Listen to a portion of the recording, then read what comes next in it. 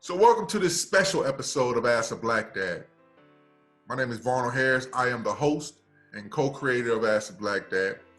And there's a lot of things happening right now in America. And a lot of people want to know what is being talked about at the kitchen table. I'm not at my kitchen table because my kids don't live with me per se. They live in my heart. But what I did was I had my three sons, my oldest and my two youngest, who happen to be twins. And we're going to sit down here and we're going to give you what's called a virtual, kitchen table. And we're going to hit some of the key issues that are affecting not only Black America, but America as we see it. Because I believe our voice is just as important as any other voice, because what's happening is happening to all of us. So with that being said, I'm going to introduce my first child and my oldest son, Mike Harris. Mike, you want to introduce yourself to the people? Hey everyone, my name is Michael. I'm 29 years old. Hi everyone, I'm Varnell and I'm 20 years old. Hey everyone, I'm Bubba and I'm 20 years old as well. So there you have the three Harris men that are going to come up behind me. And so we're just going to hit this conversation off real quick. Right now we know there's an election in 70 days, something like that. And I know you guys are really big on social media. You're always on your phone, you're always on your tablet, computers, whatever. So when you see all these Wake brothers and sisters who tell y'all, I'm not voting, I will vote for Kanye West, who says Harriet Tubman took slaves and gave them to another slave master and things like that. What do you think about this so-called woke generation or a movement that's happening on social media? Mike? Before I say this, I do not agree with not voting. I think everyone should vote. But the main reason I think not everyone, but a large majority of people are not saying they're not going to vote is just because over the past years, they just think the system cannot do anything for them to help them go further. Because just one example, not even one example, I know when Obama was elected, he ran on change. And then since then, I know you saw a lot of the cop killings that you see that made it to social media because of the accessibility to camera phones. Those started blowing up then. So people are looking, well, if the same thing was happening when Obama was president and Trump is president, now it's kind of like the same thing. So what's going to change if Biden's president? Now, I don't agree with that, but I just think that's what everyone's running with. I agree with Mike on the sense that everyone should vote. And I mean that even though, both sides of the party may not seem, one more superior than the other, I would say, but you have a voice and you should just use it, have it be heard and everything. But woke culture talking about, I'm gonna do this, I'm gonna go vote for Kanye and all that kind of stuff, they're just wasting their breath the whole time. And honestly, I just don't like it. The way I see it is the fact that a lot of people attach to woke culture because they feel like it's something different, it's something unique, and it's not the norm. And they feel like, that way, if they get attached to it, they'll make themselves feel like they're more smarter, more superior than, an average person. When you take it to example with voting, when they say they don't want to vote or I'm gonna vote for Kanye West because both of these choices are both equally garbage, and they feel like, okay, I can just throw this away, whatever, it doesn't affect me. The way I see it online and with the other young people on campus and stuff like that is they feel like politics have no effect on them, and they feel like no matter what their choice is, everything's going to play out the same, their lives are going to play out the same, but they don't see the bigger picture. They see the small side of, oh, Kanye's running, I know Kanye, I'm gonna vote for Kanye, but they don't see the fact that whoever you vote for affects all these lower class families, middle class families, that affects taxes, all this other stuff. And they're focused on the whole little side, and they're too woke to see the actual big picture, the actual effect that it can have on society as a whole. So that's how I kind of see the whole thing. I kind of agree with all y'all. I understand the premise of it. You get frustrated, you get tired of being tired, but at the same time you're young, and for you to give up so early in life, that's like starting a race, and because you're the slowest at first, that means I'm gonna always be slow. That's not true. So they need to get out and vote. So let's get into this that has been the newest clashing point. We had Jacob Blake shot in Kenosha, Wisconsin. He's paralyzed now. Then we have vigilantes now that are on the street now, they're the police. They just decide they're going to be the police. So we got one, the Jacob Blake shooting, that's one. Now we have vigilantes coming with guns saying, we're going to be the police. And the police are accepting this kind of law and order. That it reminds me, I just recently bought a book that talked about the lynchings in America. It's a picture of lynchings in America, and it described how no matter what, when a crime happened, all of a sudden it was vigilante justice. People just went and got it. So that put that there. But first I want to talk about Jacob Blake. And you, my boys know, my whole family know, the girls know, Mike, we talked about it. I remember when the police begged us, the society, to allow them to have tasers. They said if we had tasers, less people would be shot. Now all of a sudden, they go straight to 10. You know, being a retired jail supervisor, we were taught to de-escalate. You don't want to go straight to 10. But here they go straight to 10. And Jacob Blake was an example of straight to 10. But with that being said, first of all, I want to acknowledge that he shouldn't have been shot. But I also say, I teach my kids, play chess, not checkers. And what's your end game in anything you do? Whether you're at a rally, you protesting, what's your end game? I understand sometimes you can be so tired, you can be sick and tired of being tired. But what's your end game? Mike, let's first hit on the shooting of Jacob Blake. And how did you internalize that new wrinkle that happened right now? Well, for me, it was just,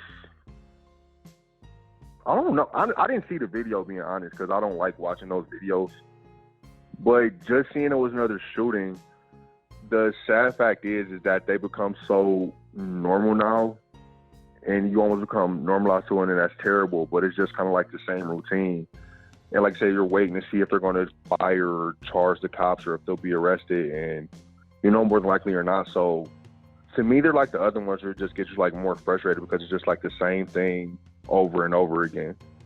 So that's pretty much how it was for me. It's just like I said, it's just like normalized now, and you hope that something will be different, it'll change with this case, but I have little faith that the cops will be punished for that, and that even if they do get fired, someone will start to go GoFundMe for them, and they'll just be like, they'll live their lives as normal, like if nothing happened.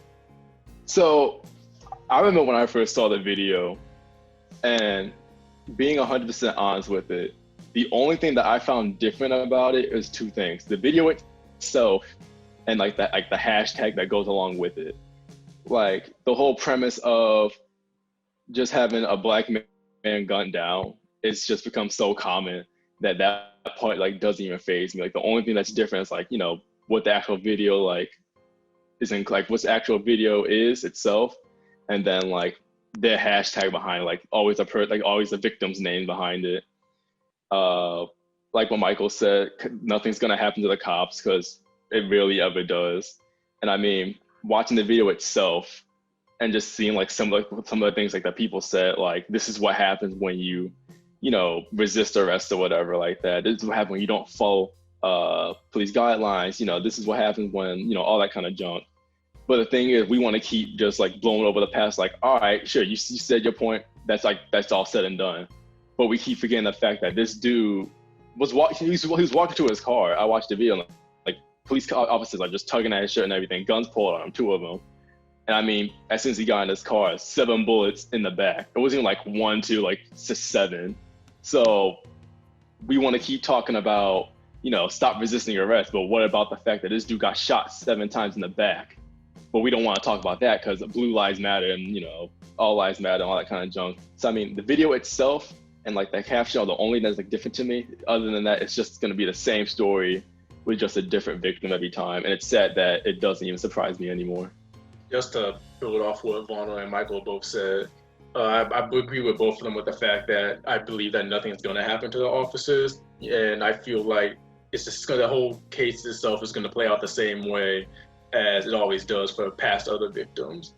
But with that being said, when I watched the video myself, I agree with what you said in the beginning about how things get taken 0 to 100 real quick.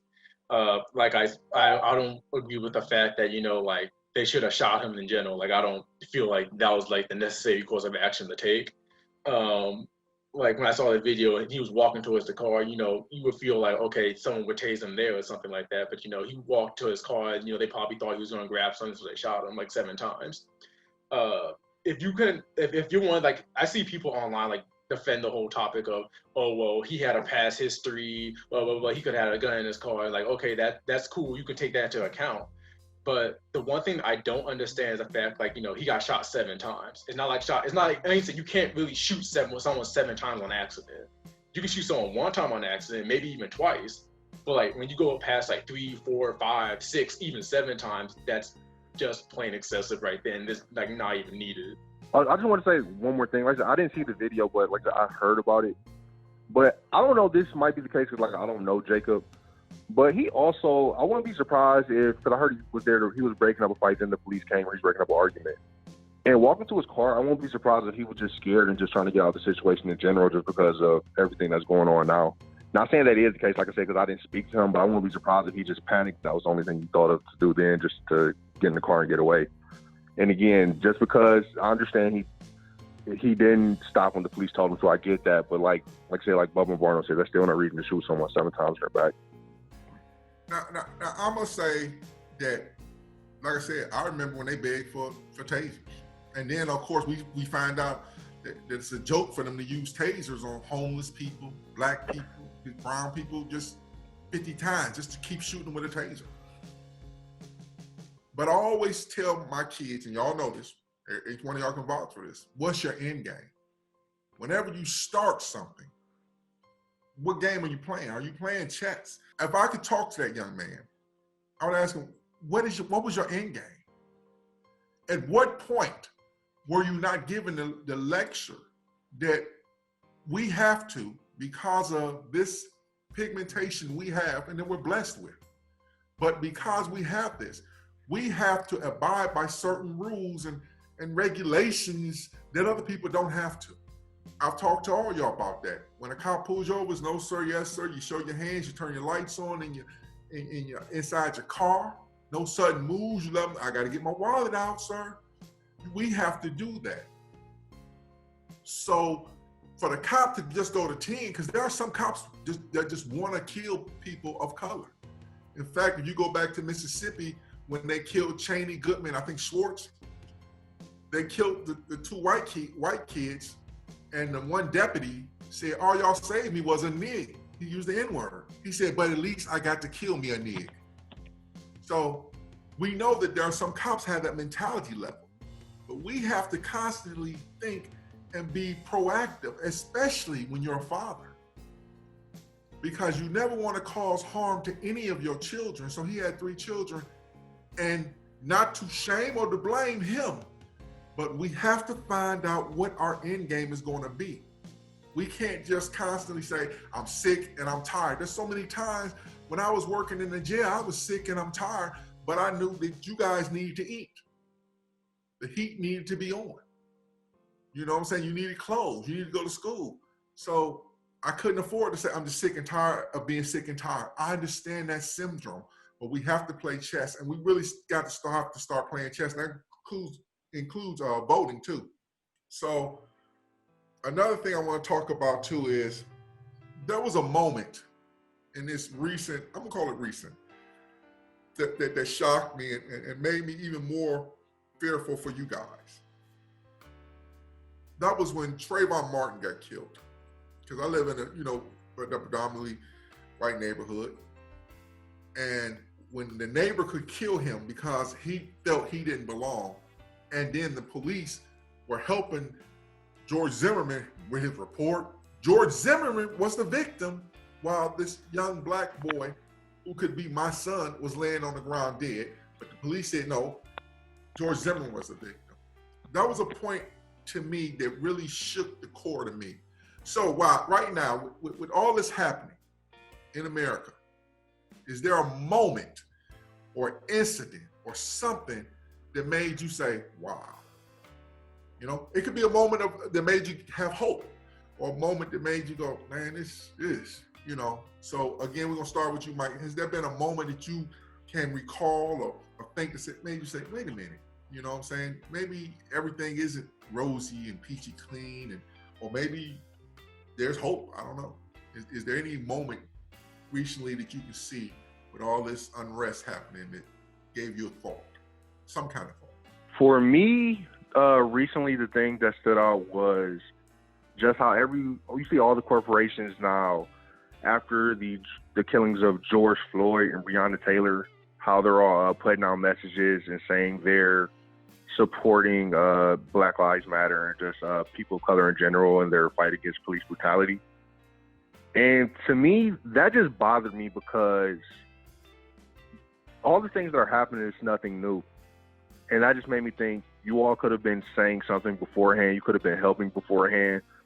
And so just to bring up one example, and they aren't the only company that did something like this, how the NFL blackballed Colin Kaepernick, and all the owners tried to get mad at the players from kneeling. Players felt threatened if they did kneel. And now they're doing a total 180. And they're saying they're allowing kneeling, or they're even trying to allow Kaepernick back in. They're just trying to act like the good heroes. And to me, that just shows they're doing it not in good faith, but more just because it's more so the cool thing to do. And to me, that just, because the thing that makes me think, well, what if Trump gets reelected? Are they just going to go back to how they were 3-4 years ago and just ignore when, not even just black people, like people of color, when the LGBT community, like when they speak out, are they just going to ignore them again because, oh, never mind, we don't have to worry about that because we have Trump in office and the conservatives, he's one of the popular votes, so we don't have to worry about things like that, and we just go back to business as usual. So like I said, that bothered me, and I'm just wondering, like, I don't think it's genuine at all, and I just wonder, like, how long would they actually keep that up? And, like, once again, when life gets back to normal, whenever this pandemic is over, things like that, like, how will those corporations act? So Mike actually hit my first one. I have two things I wanted to say. So the first part was corporations, but I'll get to that later. But going back to what you said about, like, what instant, like, hit you, like, to your core or something like that, at least along the lines of that. And now this was a while ago. I don't know exactly when the video itself came out, but I know I saw it, like, about, like, maybe a month ago or whatever. But it was a little black boy in his neighborhood, like, playing basketball by himself, like, shooting hoops or whatever. And cop car rolls by, and he like real quick drops the basketball, hides behind the car, and then he waits for the cop car to pass by. I watched that at least, like, I think, like, 2 times, and then, like, it kind of, like, hit me to the point where I was like, this actually kind of sucks. I mean, like, where we live at, we don't have cop cars like you know, go by all the time and stuff like that. They rarely even come by at all. But, like, I can remember moments where, like, I'll be lying if I just, like, I didn't say it, but, like, I always would make sure, like, I'm on my best behavior if, like, a cop car in our neighborhood came by. And I mean, like, this is, like, for, like, before, like, all this stuff was, like, a huge, like, problem. Like, I think it wasn't a problem in the past when I was, like, little or anything like that, but I'm saying, like, it was, like, a, you know. Or you realized it. Yeah, like, before, like, I realized it was, like, a huge problem. Like, still, you know, like, I'm on my best behavior and stuff like that, because, you know, I'm the odd one out of my whole, like, you know, my whole neighborhood, my community. So I'm like, you know, like, I'm just, like, sitting outside while I'm walking the dog, something like that, you know, give him a nice little wave, that kind of thing. And he leaves him like, you know, that kind of thing. But going back to, that's why I at least realized, but I was like, while you watching that video, I was like, man, like, this really is, like, a big problem. Like, kids gonna be growing up, and, you know, their parents are gonna have to, like, teach at least black kids, or, like, kids, like, people of color in general, just the fact that, like, you could say that the police is on your side, kind of, or you'd be like, you have to, like, watch out for the police, while everyone else is like, the police is your friend. We gotta, like, teach, like, our kids that, like, you know, the police are your friends, but here's some extra steps that you have to take so they would stay your friend or something like that. Now, going back to what Mike said again, I've seen a lot of people on social media, and I mean a lot of people I know too, whether it was posting, like, little black squares, which was actually counterproductive when they, it was like Blackout Tuesday or something like that. And they blocked out like every Black Lives Matter post and stuff like that with just black squares because they weren't even doing the whole trend itself right. They just wanted to act like they were involved and like say like I posted a black square. That's pretty much all they did. And going to corporations, I like how all of a sudden every corporation are like, you know what, Black Lives Matter, we stand with you guys, blah blah blah. Like all that stuff is cool and all, but the only reason why they did it was because Janet in HR told them like, yeah, we gotta like put out some Black Lives Matter stuff out here real quick, you know. And I like what Mike said, I mean at least I don't see it lasting for any time soon in the future. Cause like again, like last time, when I'm using his NFL example, when Colin Kaepernick took his knee and everything like that, NFL's like, nah, we're not having that, get out of here. Where was the outrage back then? How come companies weren't like, you know, we're standing with this? But when it becomes a big deal, they're like, you know what would be good right now? If we show our support. But then when the thing starts to die down, I personally just don't think that that same support is gonna be there. Those people who posted their little black squares, where are they at right now? They already took that back down, put their old profile pictures back up and stuff like that. Like they themselves just want to be like, oh, we're down for the cause. But are you really down for it? And like it goes back to like the whole fake wokeness kind of thing. You can talk the talk all you want, but like if you're not really doing anything, I just don't see that, you know, if you're not gonna keep up with appearance and stuff like that, I just don't see it like doing much. There's a lot of things that Vaughn said like I really want to touch up on, but just to like answer like the starter question that like made me realize like this is the reality that we're living in and stuff like that. I feel like I've known that for like a good while, and I can't really date back to like the first moment where I was like, oh man, this is like the actual reality we have to live in. Like this is what I have to, you know, look out for on my day-to-day life and stuff like that. But I feel like the whole like boom itself, when you look at George Floyd's death and, you know, everything that started from that, I feel like it just like throughout the years, like society as a whole progressed and was more PC, more vocal about certain issues and stuff like that. And I feel like as time went on, more people were trying to like to advocate for like certain topics and subjects and stuff like that. And I feel like that's why the whole George Floyd situation and George Floyd protests, I feel like that's why they popped off like, you know, how they did in comparison to other past cases like Eric Garner and stuff like that. Back to Bonner's point where he was talking about like social media and how people were like going on there and like trying to post black squares and all this stuff like that. Well, what people don't feel like, at least what I feel like people don't understand is like they feel like that they're helping, but at the same time they're just making themselves in a way look stupid and just making the whole movement itself look bad. Because I honestly feel like the whole black squares, I don't feel like a black person came up with that idea. I felt like one of the white celebrities came up with the idea and was like, oh, well, let's do the black squares because, you know, black squares, that means black people. And then, you know, that way we can show our support. We're gonna make everybody see that black lives do matter by blocking out their Instagram feeds and stuff like that.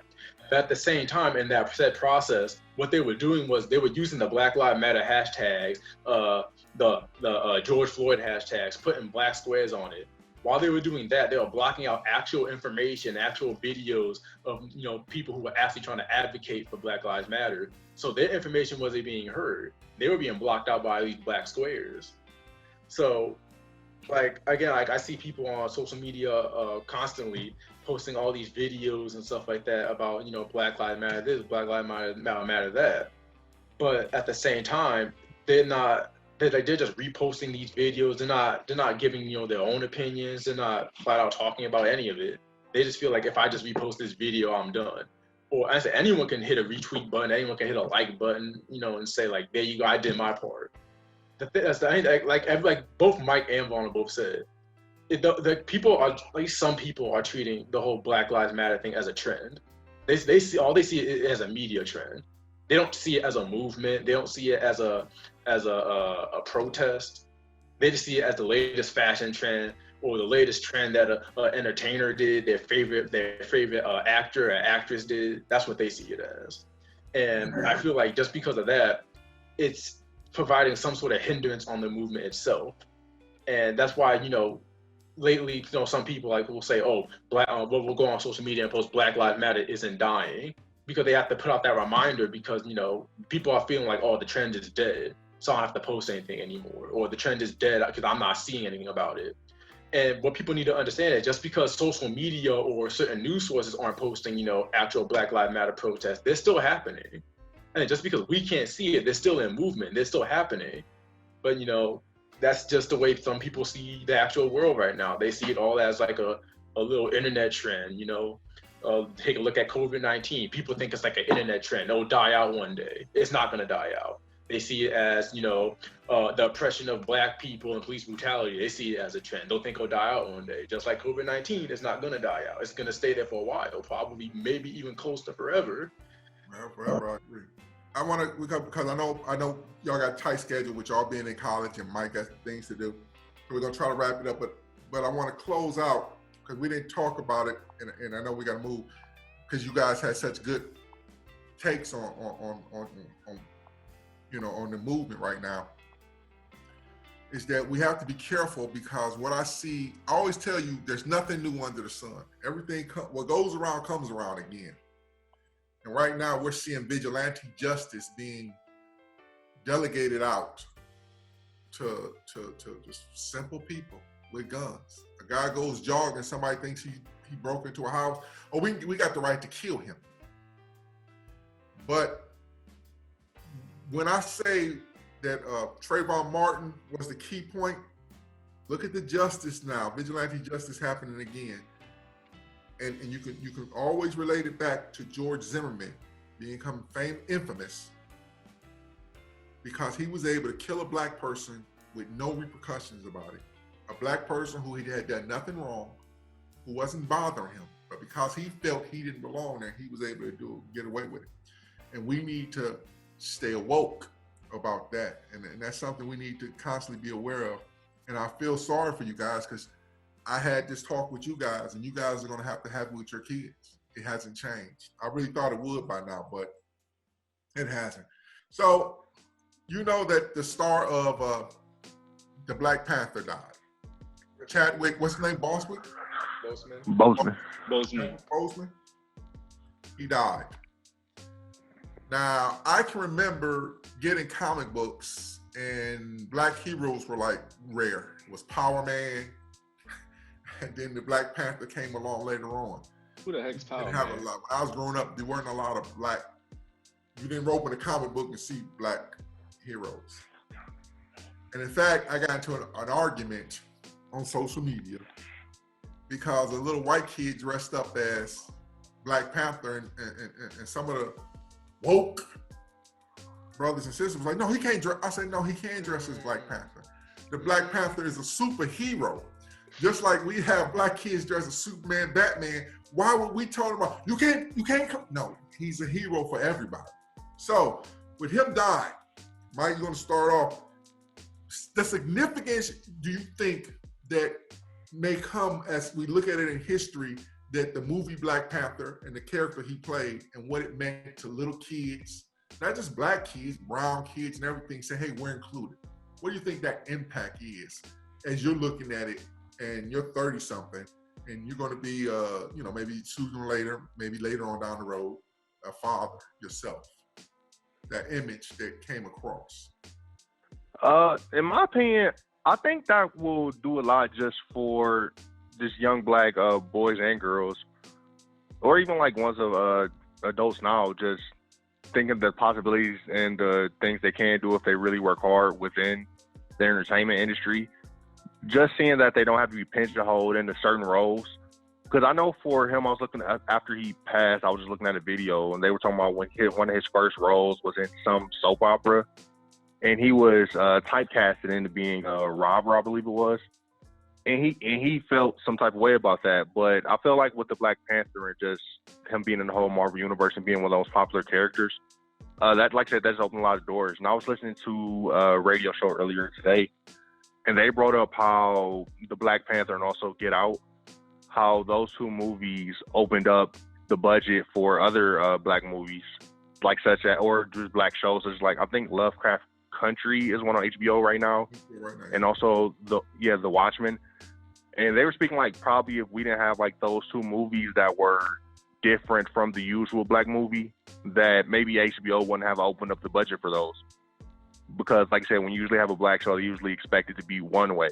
But they show like, no, you can have a show led by have a strong black lead, and it could be like a fantasy, like a fantasy show, just like it would if it was a white lead. So I just think open a lot of possibilities for upcoming actors and actresses. You know, I just want to say like right now is that you said you grew up like with comic books and stuff like that.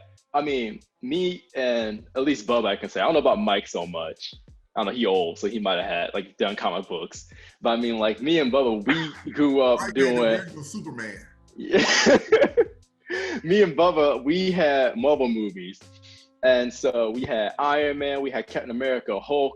You had the Avenger movies, all that kind of stuff, and then come in Black Panther.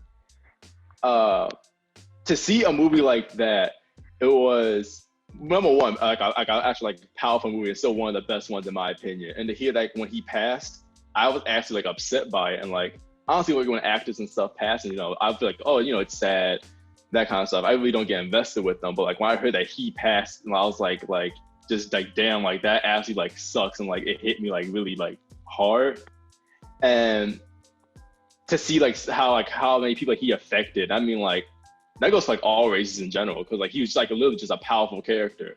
Strong, he was a strong black icon. Like Mike said, he will open up more opportunities in the cinema business.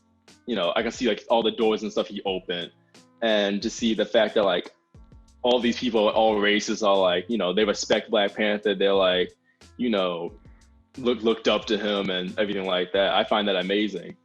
Now, to address your woke people comment, though, about how they were going back to like the little white boy who dressed up as the Black Panther. Yeah, I know. So what happened was, again, social media, that's how people are.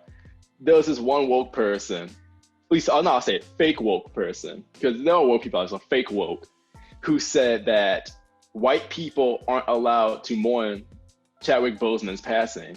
They said he was the Black Panther, not the White Panther. They said, let us mourn first. You guys can come on down the line sooner or later. She said, don't post any art. Don't post this, don't post that. She said, only Black people are allowed to do that. And when I saw that, I was just like, overall, I thought it was like a joke, clickbait at that. But when it turns out they were serious, I was just overall just mad about that whole thing. To think that you can reserve, I understand Black Panther, strong black icon, I get that. But the fact that you want to just say it wasn't meant, you're not allowed to enjoy him. You weren't allowed to watch, any of his Black Panther movies, all that kind of stuff. It's just so stupid and redundant. And for that to come out of somebody's mouth is still just shocking to me. And the fact that someone could think that they were that serious about it. Just to like finish up on what Vaughn just said, like again, like I saw the tweet too. I thought the twerk was incredibly ignorant itself.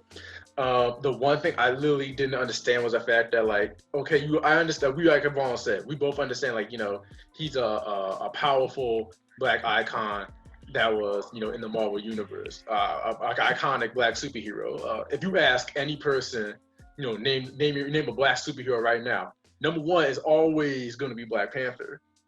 If you ask number two, they're probably going to draw a blank and be like, oh, I don't know.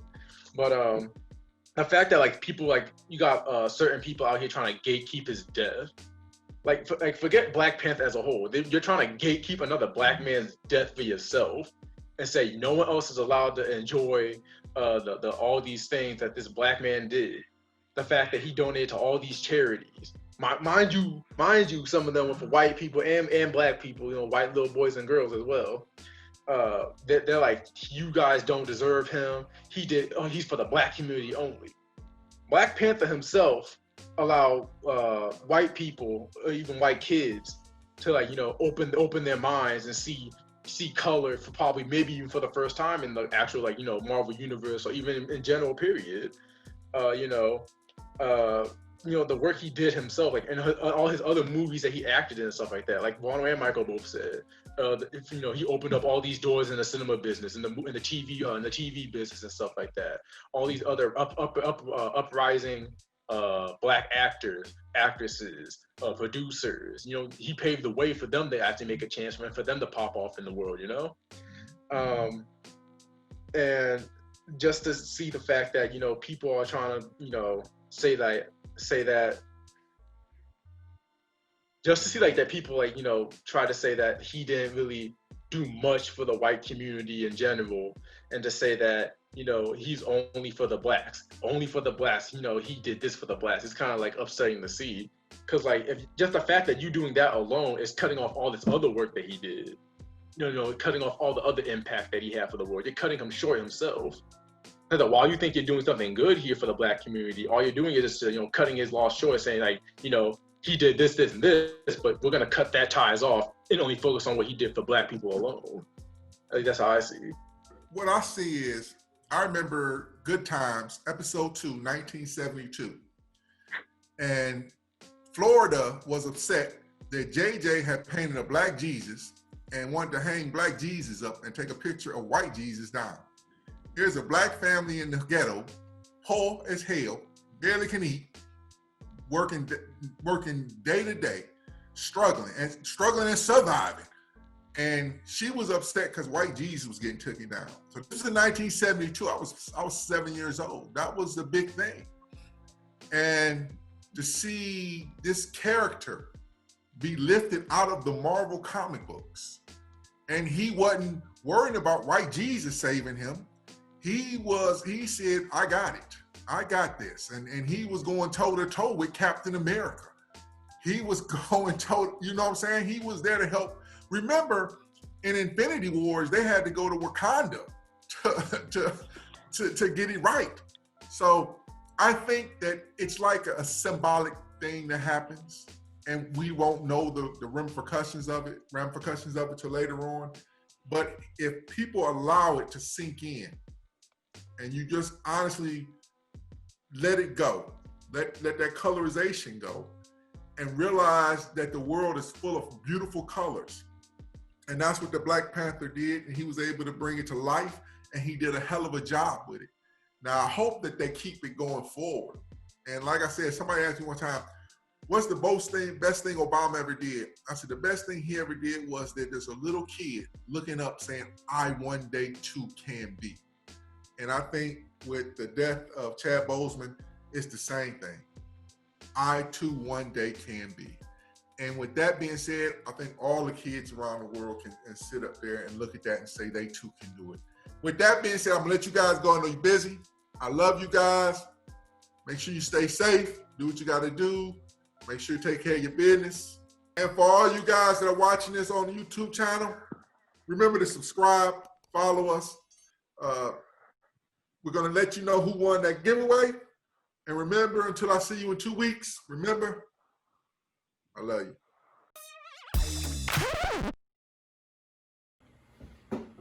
Hey, I guess you're waiting on the winners of the giveaway. Congratulations goes to Juliano Rosado, I hope I'm saying your name right, More to Adore, and Rosalind Smith. Please send us your information through the email so we can get that out to you. Thank you for watching and subscribing. And as always, until I see you in 2 weeks, remember, I love you.